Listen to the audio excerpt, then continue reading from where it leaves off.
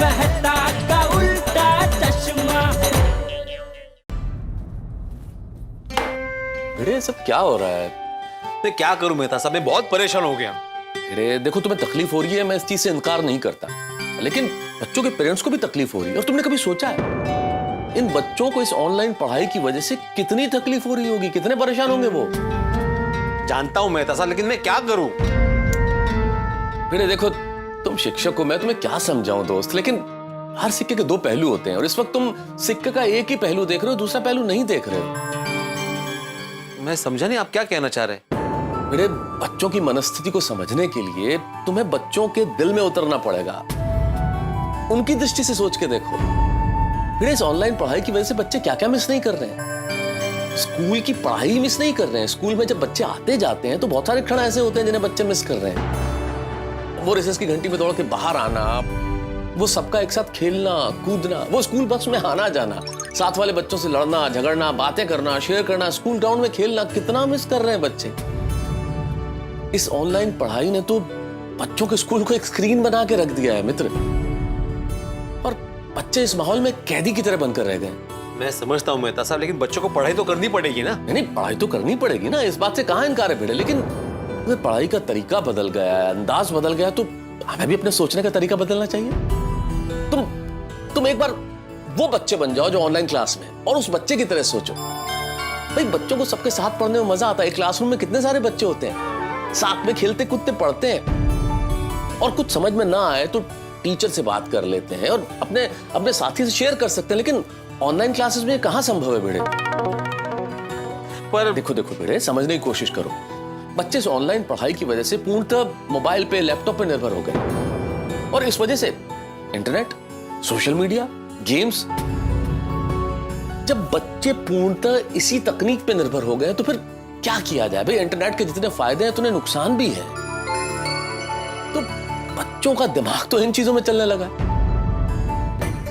चाचा भिंडी मास्टर, देख मैं समझता हूँ कि तू गलत नहीं है, लेकिन इसका हल ये तो नहीं है ना कि तू बच्चों को पढ़ाना ही बंद कर दे। अरे उन बच्चों के माँ बाप ने उन्हें तेरे पास भेजा है, तो तेरी भी उनके प्रति कोई जिम्मेदारी बनती है ना।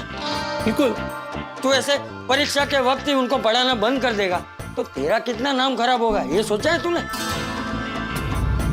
चल मैं मानता हूँ कि बच्चे अभी पढ़ाई नहीं कर रहे, और कल को कोई फेल हो गया या किसी के मार्क कम आए तो उनकी गलती। लेकिन अगर तूने उनको पढ़ाना बंद कर दिया और कोई फेल हो गया या किसी के मार्क कम आए तो वो लोग तो यही बोलेंगे ना कि भिड़े सर ने हमको पढ़ाया नहीं इसलिए ऐसा हुआ। बिल्कुल ऐसा ही बोलेंगे। चाचा जी आपकी बात बराबर है, मैं पढ़ाना चाहता हूं, लेकिन बच्चे पढ़ना ही नहीं चाहते, तो मैं क्या करूं? भिड़े बच्चों को अगर पढ़ाई में इंटरेस्ट नहीं है तो इंटरेस्ट तुम्हें जगाना होगा। अरे भाई मैं इतनी देर से यही समझाने की कोशिश कर रहा हूँ कि बच्चों के नजरिए से सोचो। प्रॉब्लम तो है सबके साथ, बस नजरिए की है बात। भिड़े बच्चे इस ऑनलाइन पढ़ाई से बोर ना हो, इसके लिए तुझे ही कुछ करना पड़ेगा। और भिड़े बेटा, तू सिर्फ बच्चों को पाठ्य पुस्तक पढ़ाने वाला शिक्षक नहीं है। अरे वो काम तो कोई भी कर सकता है। सच्चा शिक्षक वो होता है जो बच्चों को पढ़ाने के साथ साथ उनमें जीवन में आगे बढ़ने की, सच्चाई की और मेहनत करने की नींव रखे। बिल्कुल। और वही नींव आगे जाके उनका भविष्य का निर्माण करेगी, समझा? लेकिन चाचा जी ये सब कैसे होगा? उसका रास्ता भी तुझे ही निकालना होगा।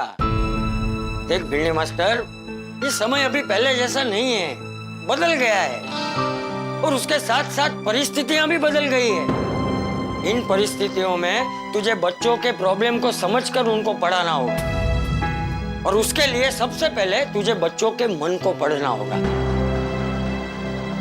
भिंडी मास्टर, कभी कभी कड़वी दवाई शहद के साथ मिलाकर देनी पड़ती है, और मुझे पूरा विश्वास है कि ये काम तू अच्छे से कर सकता है। हाँ भिड़े, तुम कर सकते हो, बिल्कुल कर सकते हो। बिल्कुल भिड़े भाई।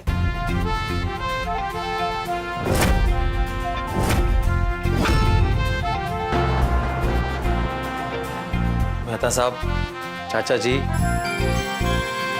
कभी कभी जीवन के आईने पर ओस की बूंदें लग जाती है और फिर बाहर की दुनिया धुंधली दिखाई देती है। ऐसे में बस एक कपड़ा फिराने की देरी होती है, फिर धुंधलाहट दूर हो जाती है और दुनिया साफ दिखाई देने लगती है। थैंक यू मेहता साहब। अरे थैंक यू चाचा जी, मुझे राह दिखाने के लिए। अब मैं समझ गया हूं कि मुझे मेरे स्टूडेंट्स के साथ क्या करना है। क्या बात है, ऑल द बेस्ट मेरे भाई। Thank you. शाबाश। बिल्कुल। चल आजा। आएंगे ना अभी 2 मिनट रुकिए प्लीज आएंगे। आगे सॉरी सर प्लीज बढ़ाइए ना, आपसे नहीं होगा sir. Really sir, we are really sorry. बच्चों देखिए, आपके भिड़े सर आपसे कुछ कहना चाहते हैं। देखिए, मैं समझता हूं कि बच्चों को पढ़ाना मेरी जिम्मेदारी है, तो मैं अपनी जिम्मेदारी निभाऊंगा और बच्चों को पढ़ाऊंगा।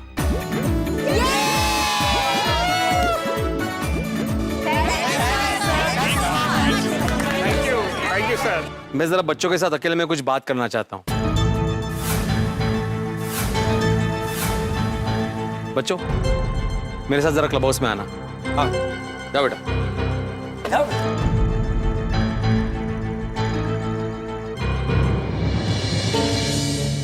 आओ बच्चों।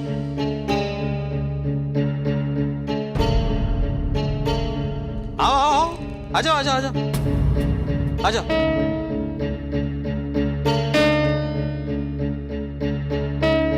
आओ। ये है हमारे सोसाइटी का क्लब हाउस। देखो, यहाँ पे टेबल टेनिस है, स्नूकर है, चेस है, कैरम है। बच्चों बताओ मुझे, कौन सा गेम खेले? अरे बोलो, मैं सीरियसली पूछ रहा हूँ, कौन सा गेम खेले? नहीं सर, आप हमें डांटिए प्लीज। अरे अच्छा ठीक है, गेम्स नहीं खेलते, मैं सबके लिए आइसक्रीम मंगाता हूँ, ठीक है? नहीं सर, हमें आइसक्रीम नहीं चाहिए। आप हमारे पेरेंट्स को कंप्लेंट करेंगे और पेरेंट्स हमें डांटेंगे। मैं किसी को नहीं बोलूंगा, मानो, मैं सीरियसली बोल रहा हूँ। चलो एक काम करते हैं, तुम लोग ये मोड़े लेके यहाँ पे बैठ जाओ, मुझे तुमसे बात करनी है। हाँ, ले लो, वहां से भी ले लो, आ जाओ।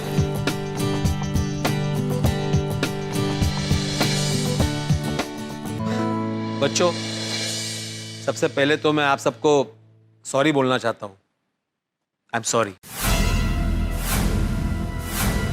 मुझे ऐसे आप लोगों को नहीं पढ़ाने का फैसला नहीं लेना चाहिए था। I am really sorry. Sir please आप सॉरी मत कहिए, गलती हमारी थी इसलिए आप डांट रहे थे। हाँ सर, आपकी कोई गलती नहीं है। आप तो हमें बार बार समझा रहे थे पर हम ही नहीं मान रहे थे। बच्चों, मैं जानता हूं कि ये साल हम सबके लिए काफी बुरा गया है। आप बच्चों को भी काफी तकलीफें झेलनी पड़ रही है, लेकिन बच्चों, हमें कठिन परिस्थिति के सामने झुकना नहीं है, बल्कि उसका डटकर मुकाबला करना है। बच्चों, आप सबने हमारे देश के भूतपूर्व प्रधानमंत्री लाल बहादुर शास्त्री जी का नाम तो सुना ही होगा। आपको पता है बच्चों, जब वो छोटे थे ना, तब उनको पढ़ने के लिए अपने गांव से दूसरे गांव जाना पड़ता था, और दोनों गांव के बीच में एक नदी थी, लेकिन उस वक्त कोई पुल वुल नहीं था, उनको तैर के नदी पार करनी पड़ती थी। लेकिन इस कठिन परिस्थिति में भी उन्होंने कभी हिम्मत नहीं हारी और पढ़ लिखकर अपने आप को इतना काबिल बनाया कि अपने देश के प्रधानमंत्री बने। उन्होंने हमारे देश को क्या नारा दिया पता है ना? अच्छा बच्चों, 14 अप्रैल को एक महान नेता का बर्थडे आता है, पता है वो कौन है? Doctor Baba Saheb Ambedkar. Correct. Doctor Baba Saheb Ambedkar बहुत ही सामान्य परिवार से थे। जब वो छोटे थे तब छूत अछूत का दौर चलता था। वो जब स्कूल जाते थे तो उनको अपना एक अलग से आसन लेकर जाना पड़ता था, लेकिन ऐसी कठिन परिस्थिति में भी उन्होंने उच्च शिक्षा प्राप्त की। अपने देश को क्या दिया उन्होंने पता है? सर, उन्होंने हमारे देश का संविधान रचने में अहम भूमिका निभाई है। शाबाश रोहन, शाबाश। अच्छा बच्चों, अभी मुझे बताओ, स्टैच्यू ऑफ यूनिटी के बारे में कौन कौन जानता है? अरे वाह। सर, हम तो वहाँ पे जाने भी वाले थे पर लॉकडाउन हो गया ना, इस वजह से हम नहीं जा पाए। कोई बात नहीं, आगे जब मौका मिलेगा तब जाना। हाँ बैठो। अच्छा ये मुझे बताओ बच्चों, वो स्टैच्यू ऑफ यूनिटी किस महान व्यक्ति का है? सरदार वल्लभ भाई पटेल जी का। बिल्कुल, सरदार वल्लभ भाई पटेल एक किसान के बेटे थे। उनका सपना था वकालत पढ़ने का, लेकिन बच्चों उनके पास किताबें खरीदने तक के पैसे नहीं थे।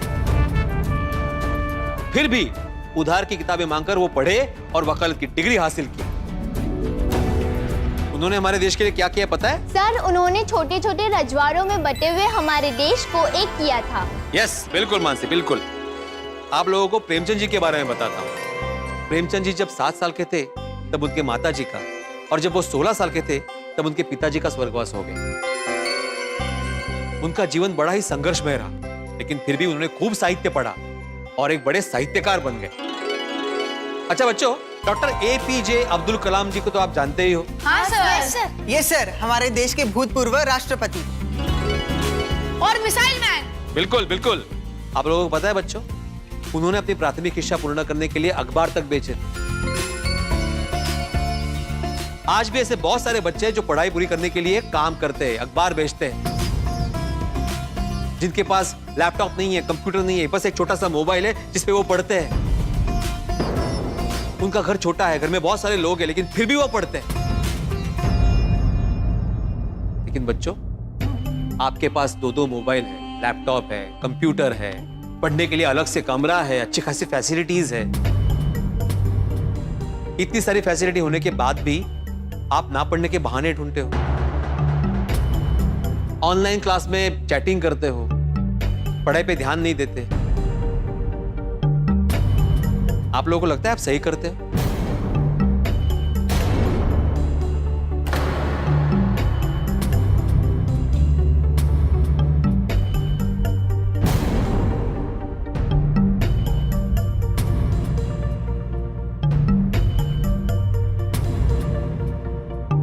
सॉरी सर, हमसे गलती हो गई। पर सर अब हम बहुत मेहनत करेंगे और जो टाइम बाकी बचा है उसमें अच्छे से पढ़ाई करके अच्छे से अच्छे मार्क्स लाएंगे। सर, हम आपका नाम खराब होने नहीं देंगे। यस सर, नहीं होने देंगे। सर, आप हमें फिर से पढ़ाना शुरू कीजिए ना, प्लीज सर। हाँ सर, पढ़ाइए प्लीज ना। ठीक है, आज से तुम लोगों के ऑनलाइन क्लासेस फिर से शुरू। अब मैं जो बोलता हूं मेरे साथ साथ बोलो। आज से अपने जीवन का एक लक्ष्य बनाएंगे। आज से अपने जीवन का एक लक्ष्य बनाएंगे। हम पढ़ेंगे, हम लिखेंगे। हम पढ़ेंगे, हम लिखेंगे। इधर उधर की बातों में ना मन भटकाएंगे। इधर-उधर की बातों में ना मन भटकाएंगे। किताबों को अपना दोस्त बनाएंगे। किताबों को अपना दोस्त बनाएंगे। पढ़ लिख कर नई सोच बनाएंगे। पढ़ लिख कर नई सोच बनाएंगे। अपनी तकदीर अपने हाथों से लिखेंगे। अपनी तकदीर अपने हाथों से लिखेंगे। मोबाइल में चैटिंग वैटिंग नहीं करेंगे, नहीं करेंगे। गेम्स वेम्स भी नहीं खेलेंगे, नहीं खेलेंगे। और सोशल मीडिया से तो दूर रहेंगे। बस अब एक ही लक्ष्य, पढ़ना है आगे, हमें बढ़ना है आगे। पढ़ना है आगे, हमें बढ़ना है आगे। शाबाश, पढ़ना है आगे, हमें बढ़ना है आगे। पढ़ना है आगे, हमें बढ़ना है आगे। बढ़ना है आगे, हमें बढ़ना है आगे। आजा आजा, वेरी गुड, शाबाश शाबाश शाबाश। Ishant, yes sir. Naitik, present sir. Manav, present sir. Mansi, yes sir. Jiya, present sir. Het, present sir. Rohan. Present sir. हो good morning sir. Good morning, good morning. आज सभी बच्चे एकदम टाइम टू टाइम आ गए और सबके कैमरा भी ऑन है। और मानो तुम तो जाग रहे हो, सो नहीं रहे हो। हाँ तो चलो पढ़ाई की शुरुआत करें। Yes sir. बच्चों, आज के क्लास की शुरुआत हम लोग थोड़ी हंसी से करते हैं। कहते हैं इंसान को पैर उतने ही फैलाने चाहिए जितनी बड़ी चद्दर हो। ऐसा क्यों? क्यों सर? क्योंकि अगर ऐसा नहीं किया तो मच्छर काट खाएंगे ना। सर मैं भी एक जोक सुनाऊं? हाँ सुनाओ। अच्छा ये बताओ, कौन सा बर्ड सबसे स्पीड से उड़ता है? नैतिक डव। ईगल? नहीं नहीं नहीं। नैतिक स्पैरो? नहीं बिल्कुल नहीं। क्रो? अरे जिस बर्ड को जल्दी होगी वो सबसे स्पीड में उड़ेगा ना।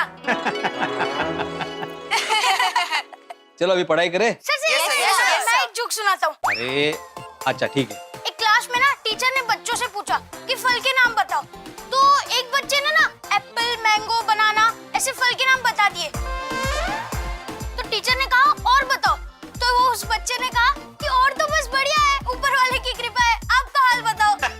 वाह वाह वाह वाह। चलो अभी पढ़ाई शुरू करते हैं। Yes sir. चलो अभी फिजिक्स की किताब निकालो। पेज नंबर 74 निकालो।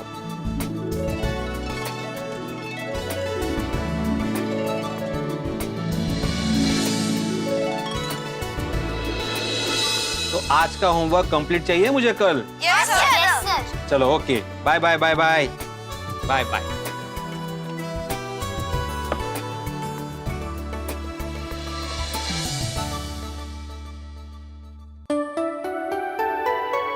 आज कोई बहुत खुश लग रहा है।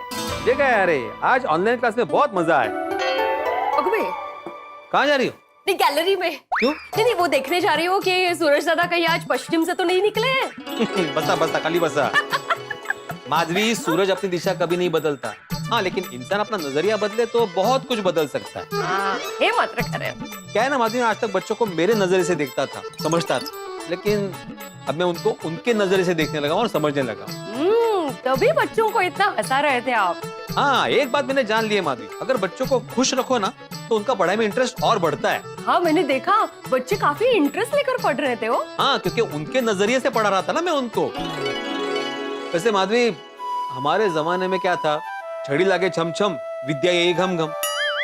पढ़ाई से ज्यादा तो पनिशमेंट मिलती थी, लेकिन अब पनिशमेंट का जमाना नहीं रहा। आपको कौन सा जमाना सही लगता है? माधवी, ऐसे कंपेयर नहीं कर सकते, हर एक जमाना का अलग अलग मजा है। अगर मैं हमारे जमाने की बात करूं, आहो तेरा उदय, वो कहते हैं ना, प्रॉब्लम्स तो है सबके साथ, बस नजरिए की ये बात। करेक्ट करेक्ट है, वाह वाह।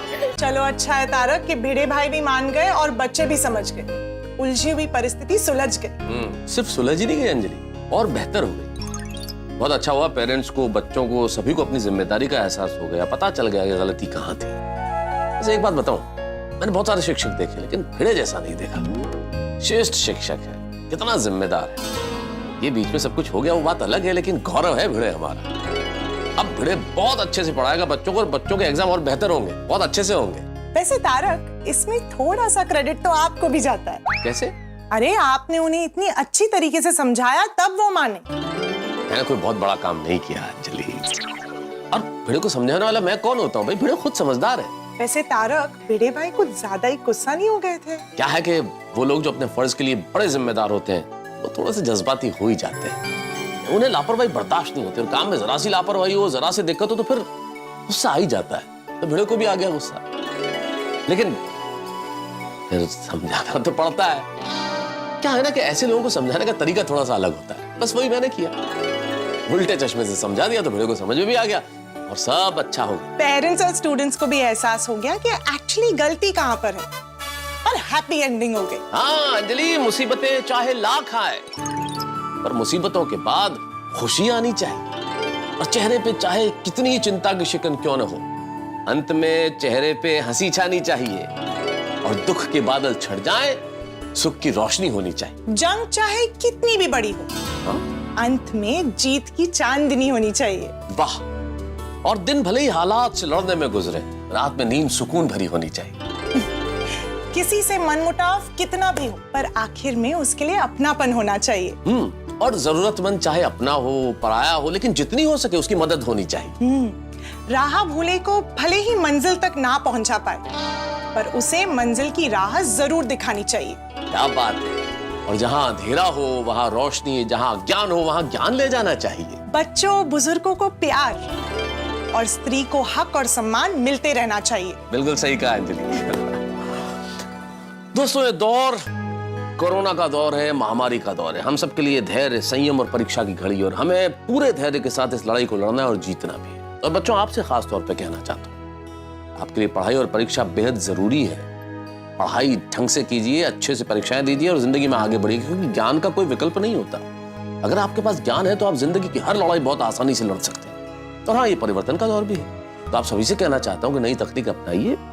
परिवर्तन के इस दौर में खुद को भी परिवर्तित कीजिए, क्योंकि अगर आप खुद में परिवर्तन नहीं लाएंगे तो शायद पीछे रह जाएंगे, और अगर पीछे रह जाएंगे तो फिर दुनिया के साथ चलना बड़ा मुश्किल होगा। इसलिए नई तकनीक अपनाते हैं हम लोग और आगे बढ़ते हैं। जिंदगी में अगर आप ये सोच लेंगे कि भाई मुझसे नहीं होगा, मैं कैसे करूंगा, तो शायद नहीं होगा। लेकिन अगर ये सोच लेते हैं हाँ ये तो बड़ा आसान है, मैं कर सकता हूँ, तो राह भी आसान हो जाएगी और मंजिल भी मिल जाएगी। बस एक बार ठान लीजिए, कुछ नहीं चाहिए, बस आपके पास हिम्मत, हौसला और हंसी की वैक्सीन होनी चाहिए। हिम्मत और हौसला तो आपके पास है ही, हंसी की वैक्सीन हम देंगे। बस देखते रहिए तारक मेहता का उल्टा चश्मा, देखते रहिए, हंसते रहिए।